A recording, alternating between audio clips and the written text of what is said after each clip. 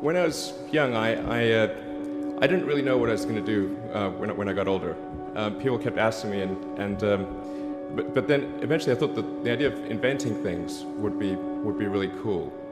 And the reason I thought that was because I read a quote from Arthur C. Clarke, which said that a sufficiently advanced technology is indistinguishable from magic, and that's really true. If you go back, say 300 years, the things that we take for granted today would be you'd be burned at the stake for.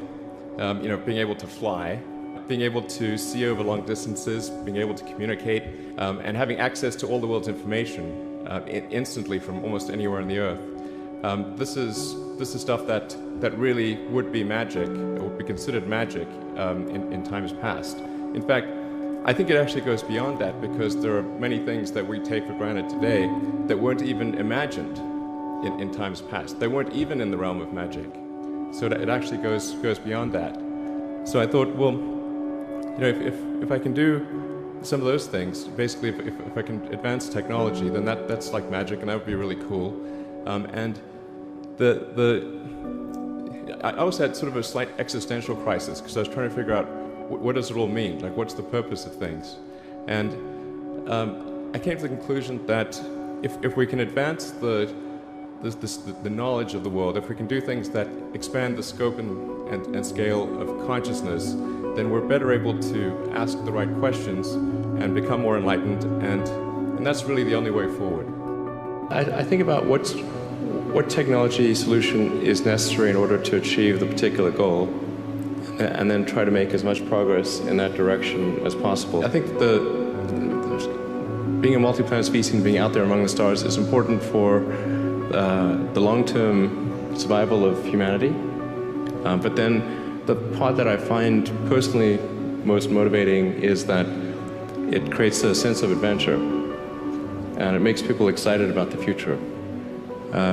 If you consider two futures, one where we are forever confined to Earth until eventually something terrible happens, or another future where we are out there on many planets, maybe even going beyond the solar system, I think that second version is incredibly exciting and inspiring, and there need to be reasons to get up in the morning. Life can't just be about solving problems. Otherwise, what's the point? There's got to be things that people find inspiring and make life worth living.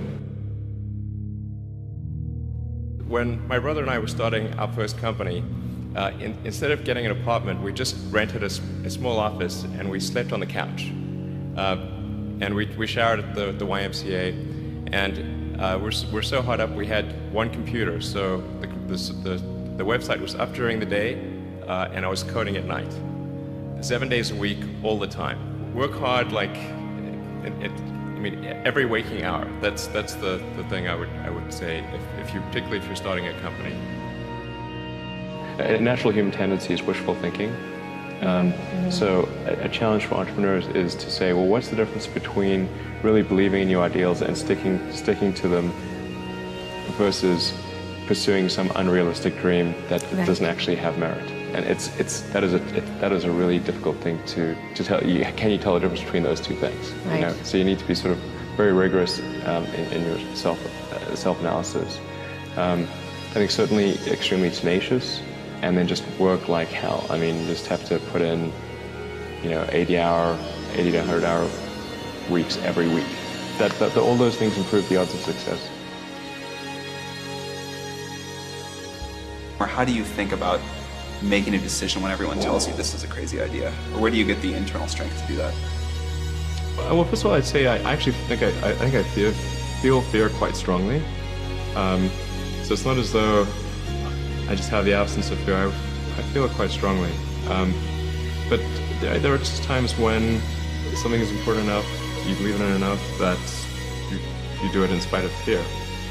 People shouldn't think, well, I feel fear about this, and therefore I shouldn't do it. It's normal to feel fear. So you just feel it and let the importance of it drive you to do it anyway? If you just accept the probabilities, then that diminishes fear. Drive overrides fear.